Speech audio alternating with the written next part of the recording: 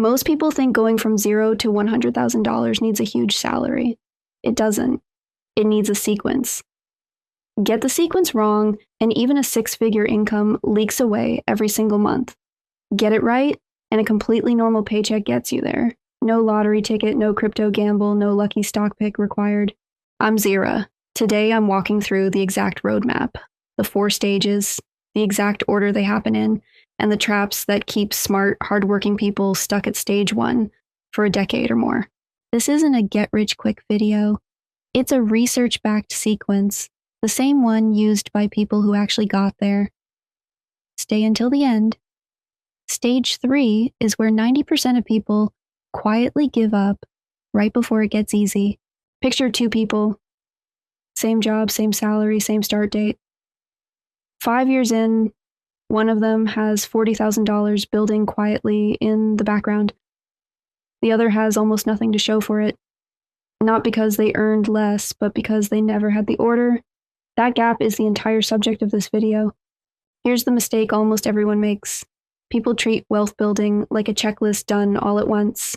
Pay off debt, invest, save for emergencies, buy a house, all in parallel, all half effort.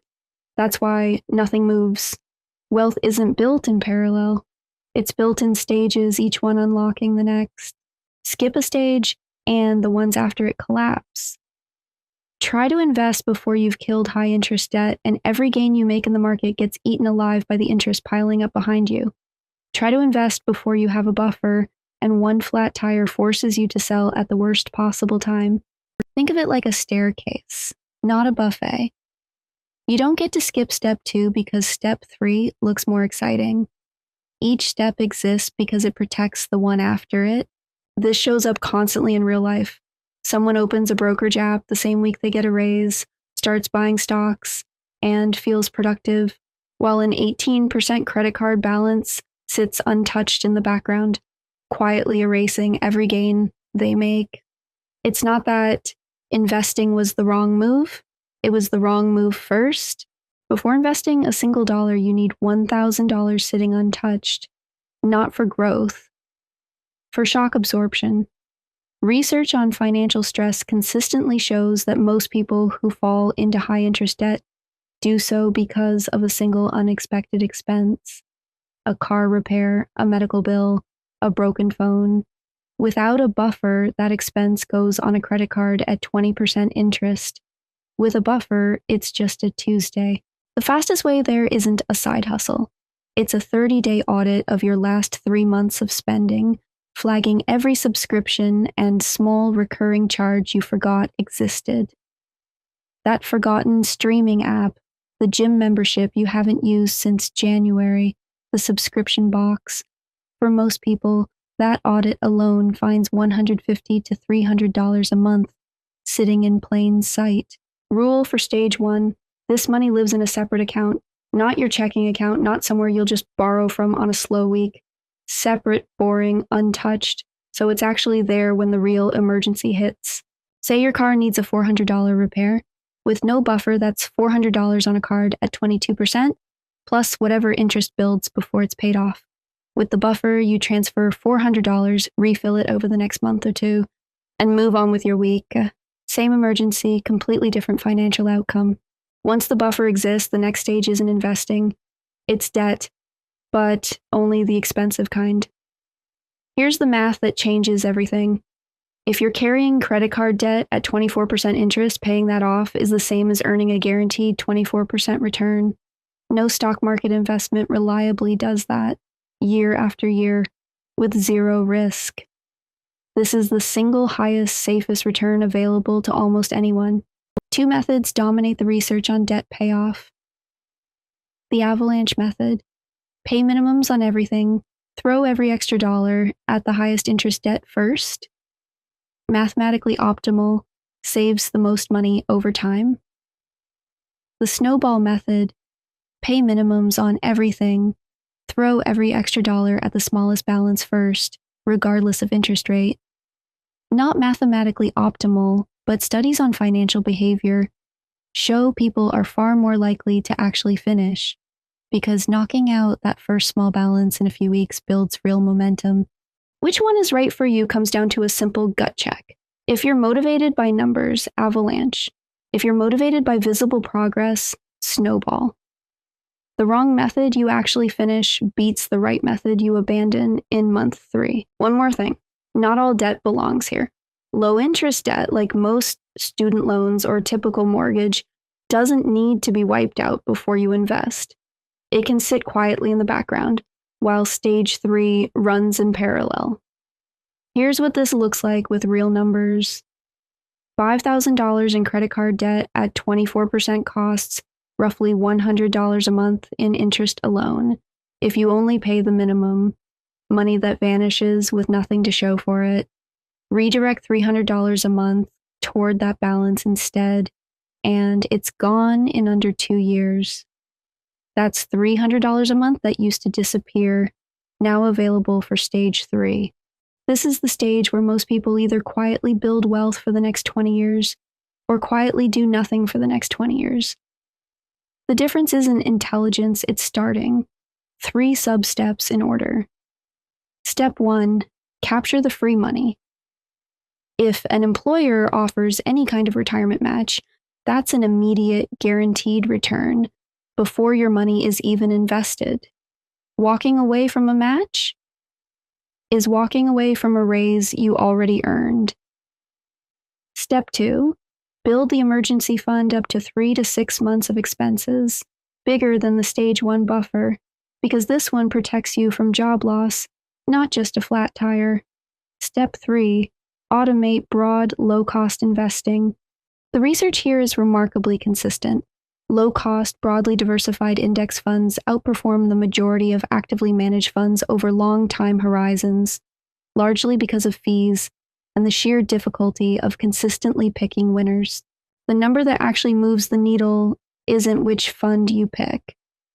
It's consistency.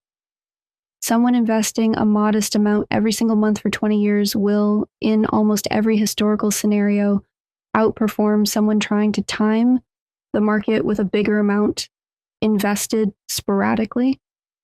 Time in the market beats timing the market. This is also the stage where compounding stops being a math class concept and starts being visible. The first $10,000 might take 2 or 3 years. The next $10,000 takes less time, not because you're saving more, but because your money is finally doing part of the work for you. Picture someone putting away $300 a month invested consistently. In the first year, almost every dollar of growth is just their own contribution. The account barely notices the market. By year 10, a meaningful chunk of the growth each year is coming from money that was never deposited at all. It's the market working on money you already invested years ago while you were doing something else entirely. Once the investing engine is running, 2 things separate people who reach 100K in 5 years from people who take 15. Protection first. This means insurance that matches your actual risk. And if anyone depends on your income, some form of income protection. Wealth built over years can be undone in a single afternoon by one uninsured event. This isn't glamorous, but it's the guardrail that keeps stage 3 from ever resetting to 0. Acceleration second, there's a ceiling on how much you can cut from a budget. You can't cut below 0, but there's no ceiling on income. Negotiating a raise, building a skill that increases your earning power, or adding a second income stream and directing it specifically toward the investing engine is usually what separates a 15-year timeline from a 7-year one. Protect first, then accelerate. Growing your income while leaving yourself exposed just means a bigger number falls to 0 when something goes wrong. There's also a ceiling on how much a budget can be trimmed. You can cut every subscription, skip every takeout order, and still hit a floor. There's no equivalent ceiling on a skill that gets you a promotion, a certification that qualifies you for a higher band, or a freelance skill built on weekends. A single well-timed raise can outpace years of careful budget cutting.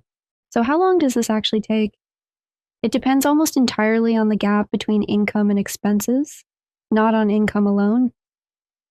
Two people earning the exact same salary can hit 100K 5 years apart, based purely on savings rate. As a rough pattern seen across financial planning research, someone consistently saving and investing 15 to 20% of their income, capturing any employer match, and avoiding new high-interest debt tends to cross 100K somewhere in the 7 to 12-year range from a starting point of 0, often faster if they're also actively growing their income in stage 4.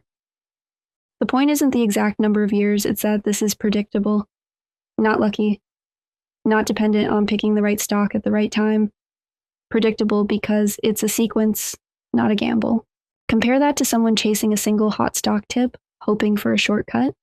Sometimes it pays off, far more often it doesn't, and years get spent right back at 0. The roadmap isn't as exciting as a lucky trade, but it's the version that actually shows up in the data again and again for ordinary people with ordinary incomes. 4 stages, a $1,000 buffer, killing high interest debt, building the investing engine, protecting and accelerating what you've built. Most people never get past stage 1, not because the math is hard, but because nobody laid out the order. Now you have it. If this roadmap was useful, the next video breaks down exactly what to do with your first $1,000 once stage 1 is done. Links on screen now. The 5% who reach real financial independence aren't smarter, and they weren't luckier. They just followed the order. I'm Zyra. Quiet moves, real results. See you in the next one. Remember the 2 people from the start of this video. Same job, same salary, 5 years apart. The only difference between them was whether they knew the order. You know it now. What you do with it from here is up to you.